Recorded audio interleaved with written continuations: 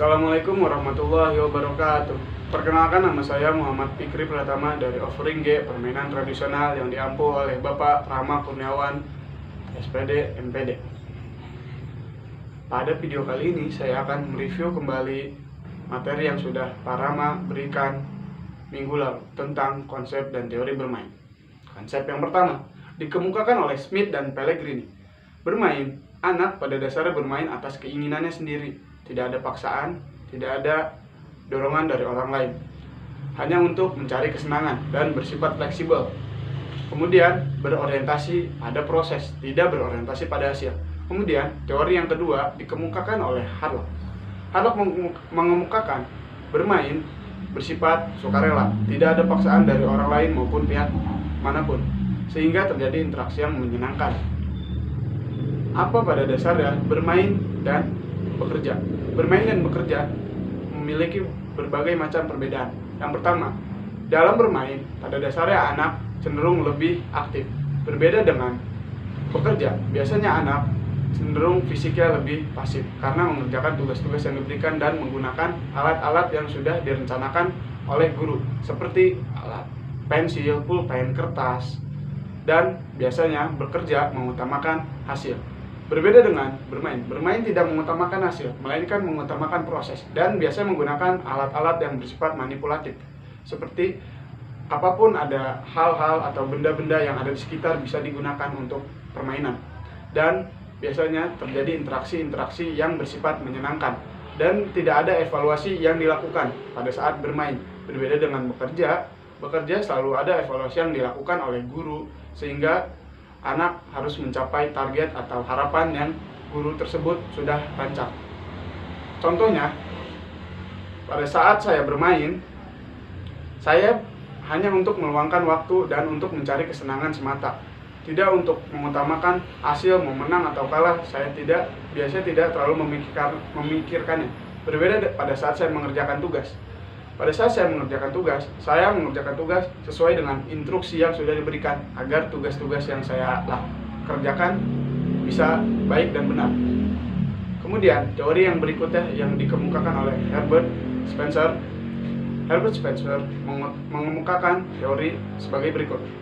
Anak bermain karena terdapat energi yang berlebih pada dalam dirinya. Biasanya, pada saat bermain, anak hanya untuk menyalurkan energi yang berlebih pada dirinya. Anak bingung, ingin menyalurkan kemana, sehingga biasanya anak menyalurkan pada saat bermain. Kemudian teori berikutnya dikemukakan oleh Sigmund Freud yang mengemukakan bermain adalah proses di mana mengulang kembali peristiwa-peristiwa hari ini agar diulangi kembali pada saat esok dan membenarkannya. Apa yang dimaksud seperti itu? Contohnya, anak bermain hari ini, bermain sepak bola, atau bermain kejar-kejaran.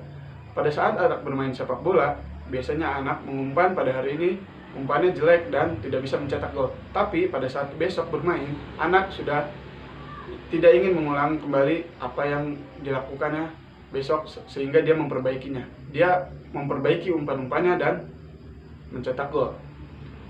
Lanjut kepada karakteristik bermain. Karakteristik bermain yang pertama ada menyenangkan dan menggembirakan. Yang kedua, motivasi bermain biasanya berasal dari diri anak tersebut. Yang ketiga ada fleksibel. Yang keempat ada berpura-pura benar betulan. Yang kelima biasanya bersifat spontan dan sukarela. Spontan dan sukarela di sini yang dimaksud adalah anak biasanya memikirkan apa yang ingin dia mainkan, dan secara spontan dia ingin memainkan hal tersebut. Kemudian selanjutnya ada manfaat dari bermain. Manfaat yang pertama ada manfaat dari segi fisik, untuk hobi. Yang ketiga dari ada pengembangan diri. Yang keempat ada pengendalian diri. Yang kelima ada kognitif, bahasa, motorik, dan sosio-emosional. Contohnya, pada saat bermain, banyak manfaat yang dapat saya peroleh. Pada saat saya bermain futsal, saya bisa mengendalikan diri saya, mengendalikan motorik saya lebih baik, fisik saya terjaga, bugar, dan kognitif saya berpikir, saya ingin mengumpan kemana, strategi bagaimana yang saya akan lakukan. Dan biasanya di sini terjadi pengembangan dari diri saya sendiri. Seperti itu contohnya. Kemudian ada resiko dari bermain. Resiko dari bermain biasanya ada 3 aspek. Yang pertama dari aspek fisik, yang kedua ada dari aspek psikologis, yang ketiga dari aspek sosial. Aspek fisik, biasanya anak cenderung mengalami hal-hal seperti cedera, kelelahan, kecapean, dan bahkan malas bergerak. Malas bergerak contohnya ini seperti ada beberapa permainan tradisional yang dilakukan tidak berlagu atau hanya dimainkan secara perorangan atau sendiri.